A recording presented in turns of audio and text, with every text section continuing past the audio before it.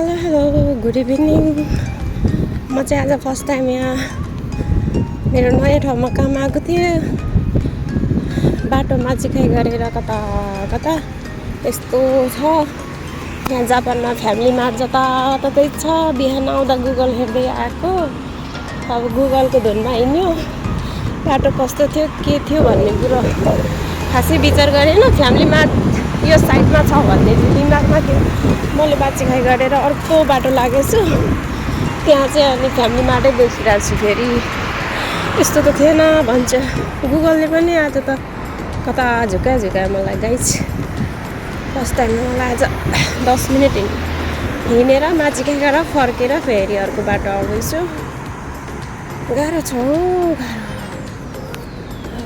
यो family mart चाहिँ रहेछ। मैले उताको पर ठ्याक्क हान्दै उल्टो हिँड्ने छ। यहाँ जापानमा एक पाइला मिस्टेक हो भने आधी घन्टा दुःख पाइन्छ गाइस। गाह्रो छ हौ, गाह्रो।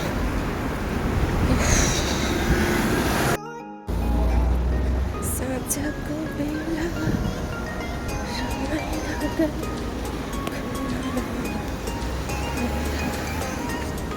अब यो बाटो चाहिँ अब रेकर्ड गरेर अब चाहिँ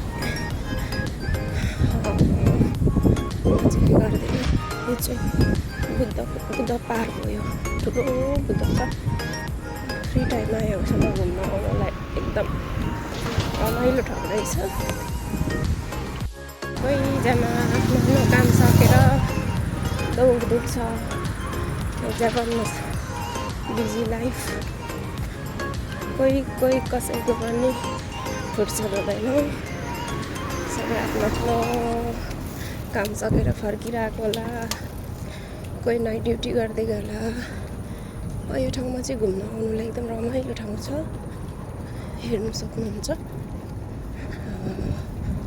म चाहिँ अब यहाँ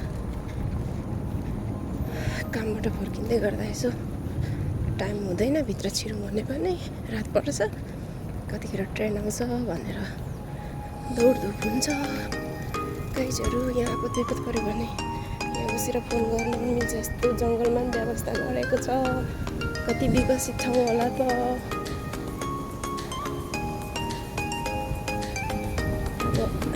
आफूसँग मोबाइल सोबाइल छैन, इमर्जेन्सी भयो भने कल गर्ने ठाउँ पनि ठाउँ राखिदिएको हुन्छ।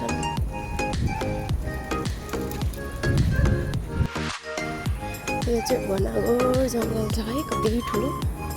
बाघहरू पनि होला तर भित्र चाहिँ एकदम रमणीय ठाउँ छ। र के कम्पनीहरू होला। म चाहिँ ट्रेन छुट छ भनेर पुरा कुदिरहेको छु।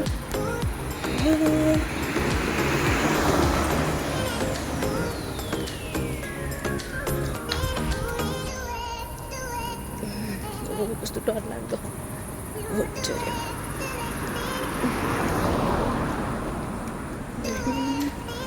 यतातिर ऐना सैना राखिरहेछ। दया माया।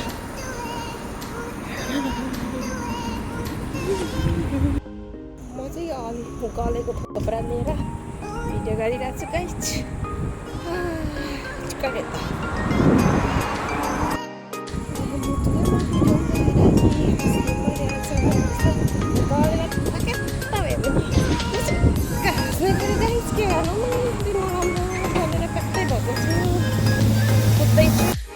दिनभरि गलेर भए पनि कामबाट फर्किँदा यस्तो जङ्गलको बाटो हिँड्नु पाउँदाखेरि एकदम रमाइलो लाग्छ।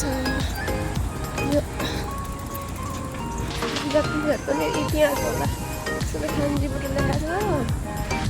बुद्धहरू आफ्नो सबै सिकाएको छ होला यहाँ नेपालमा जस्तो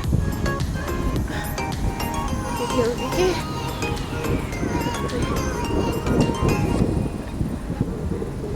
खान्जीबाट के लेखाएको छ। यसलाई रिसर्च गर्नैपर्छ, टाइम लाग्छ। यही छ जङ्गल, यही छ सर। कस्तो अचम्मको हो।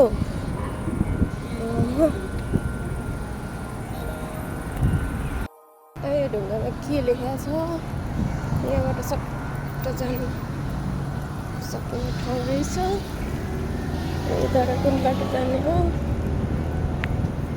ओ म त क्रस गर्नुपर्ने होला। सेट एकी आइसक्यो, क्रस गर्ने होला अरे। दिमाग आज हाजिमे त्यता गाह्रो मान्छे कहिले एकी आइसकेछ। के हो त्यो भनेर हेरिरहेको के दिमाग खराब पान फराक जापानिजहरू जस्तो त म पनि खुस्किनु लागे जस्तो छ। ट्रेन आइसकेछ है, कुद्नु पऱ्यो। ओ माई गड ढिलो भइसक्यो। कति बजेको छ?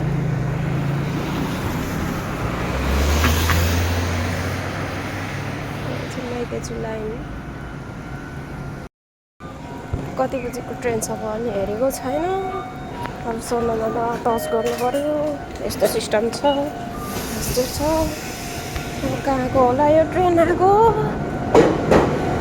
छिताहान्दा गाइजहरू आइसक्यो।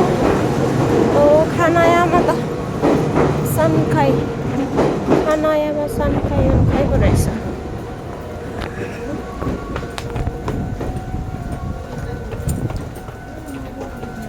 मलाई थाहा पनि थिएन।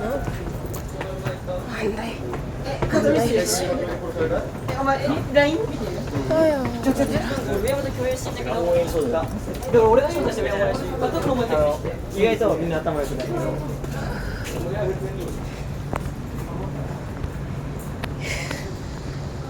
कुद्दा कुद्दा थाकिसक्यो।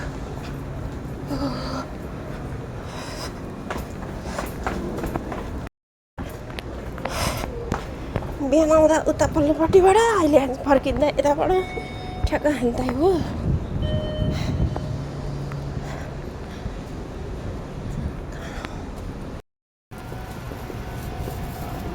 स्टेसनबाट यो बुद्धको पार्क छ, अघि मैले देखाएको थिएँ। यो ठाउँमा चाहिँ घुम्न जान सकिन्छ। तर यो एकीबाट यो बुद्धको देखिन्छ, एकदम अग्लो हाइटमा रहेछ। यतिबाट देखिएको दृश्य हो यो चाहिँ।